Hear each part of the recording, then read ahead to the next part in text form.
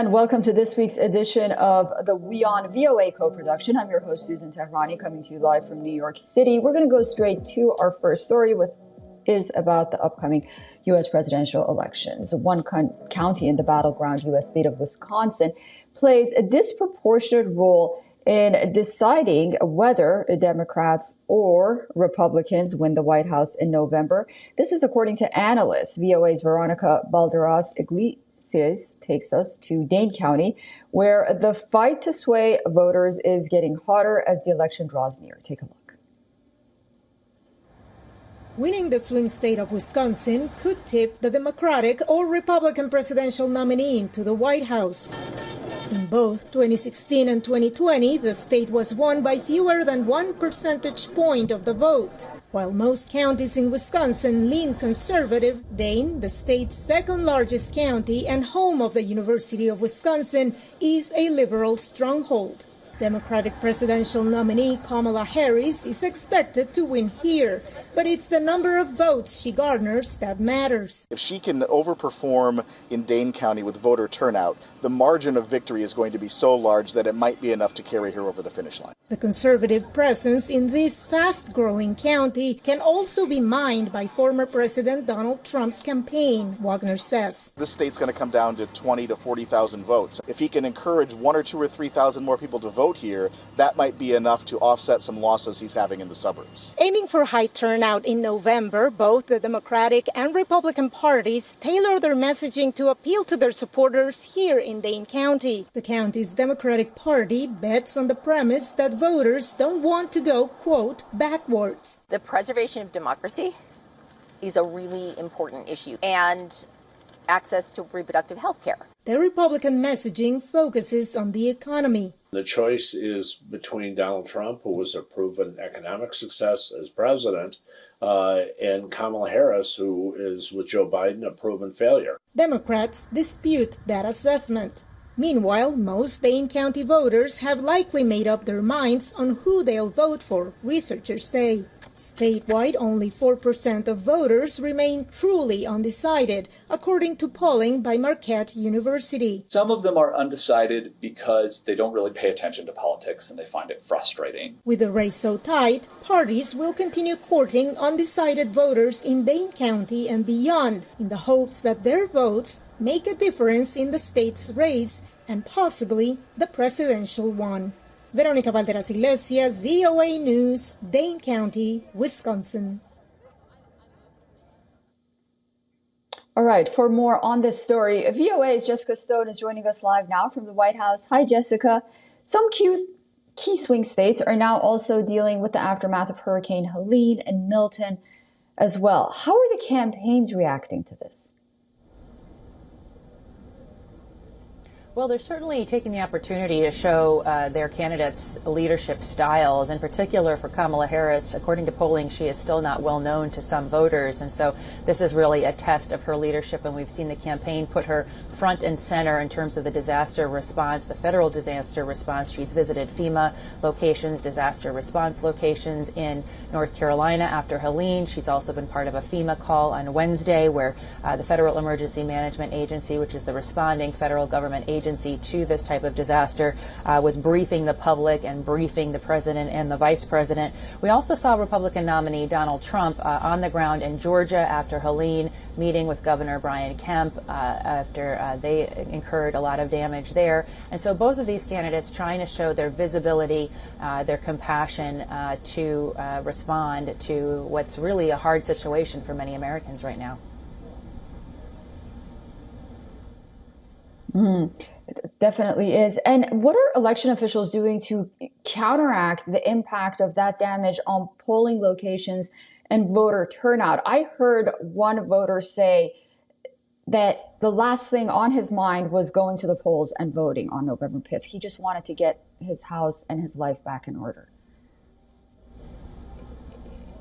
Yeah, I mean, I think that's a real concern because this is going to be a tight election, and it's also an election that really demands that both campaigns turn out their voters and that they also attract new voters and undecided voters to the polls. So not only is that sentiment concern that you mentioned, but there's also the problem with physical polling locations, particularly in the swing state of North Carolina, where many of those locations have been physically damaged. And so the Board of Elections at the state level had to pass additional changes to how they're going to run the election in November, because they also have early voting starting next week on October 17th. So what they've done is they've decided they're going to send teams to the 13 counties that have been hardest hit to help people fill out their ballots. They're also going to let absentee ballots be returned to more locations, and they are also just experiencing 9 out of 10 early voting sites that have been impacted. They're going to increase staff at these locations and also just allow more hours for people to turn in their early voting ballots. So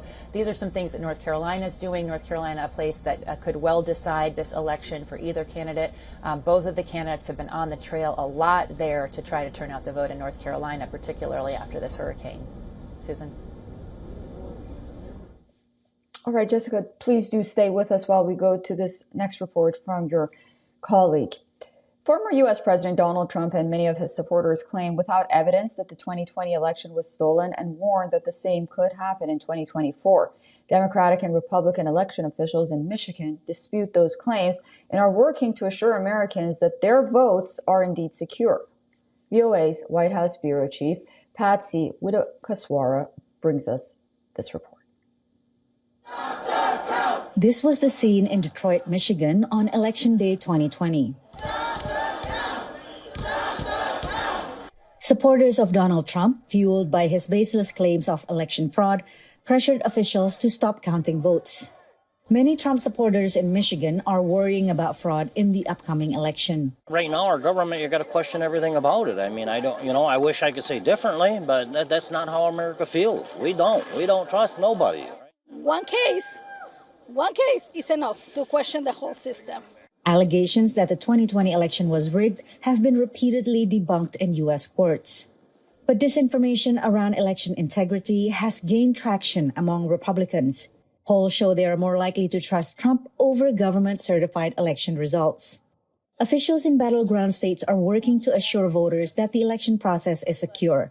They say disinformation can be dangerous. They can, in some cases, lead to people making threats to election officials or worse. But even if it doesn't result in any sort of physical violence, it does undermine trust long-term in the election system, which is bad for our republic and is bad for our democracy.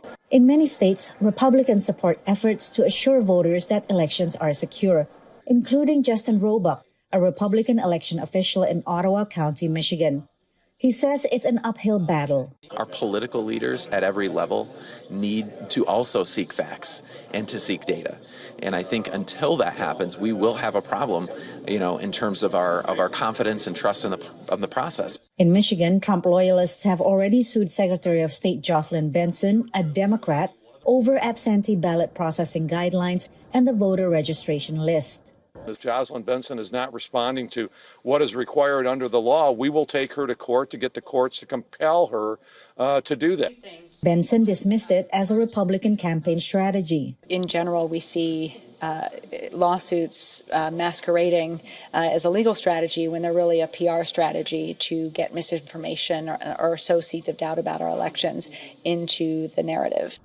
Republicans and Democrats have launched election-related lawsuits in various battleground states, which could mean chaos in the November election. Any kind of legal challenge happening this close to an election typically is lawyers putting a placeholder in case they may not win in a state or may not have an outcome they like. And it gives them the ability to challenge the election after the fact. There are other potential disruptions, including efforts by county officials who support Trump to delay election certification. Patsy Widakuswara, VOA News, Flint, Michigan.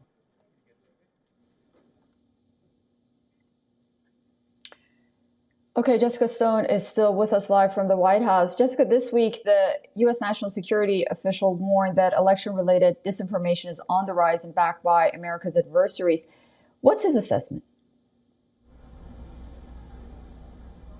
Yeah, you're talking about the Director of National Intelligence, the top U.S. national security official, giving some reporting to reporters on background or on a background call on Monday, just 29 days before the election, saying that the main adversaries involved in these types of misinformation campaigns are Russia, Cuba, Iran, and China, and that the increase has been threefold of their influence and their attempts to influence American elections. These countries, though, reject those accusations and have steadily done so as they've been made. There is additional concern about the use of the hurricane damage being used in these campaigns. We talked earlier about the limitations that some of these physical locations have, and so there is great concern in the U.S. national security community that this could also be a tool for misinformation to be engaged in. And we've also heard Microsoft President Brad Smith echo some of these warnings, in particular from his vantage point about Russia and Iran. Susan? And while election fraud is rare, American election officials are taking precautions. Can you talk about that for us? Yeah, sure. There are a couple of ways that states do this, and not all states do it the same way. But in-person voting, we've seen most states requiring voter identification. Sometimes they're also requiring people to sign an affidavit, a legal document testifying to who they are, or sign another document, a poll book saying who they are. Voter rolls are also routinely screened for those that have died and so therefore should not be in a position to vote in case their names are used by fraudulent voters. We've also seen a series of absentee voting protections be put in place. Voter signatures, some states have teams to review the signature, in particular for validity, comparing it to past signatures. And ballot drop boxes are being given cameras to monitor who is going in and out of that space, any attempts to take votes out of that ballot box, and to prevent theft, because obviously these are concerns, especially in a tight election like what we anticipate coming in November. Back to you.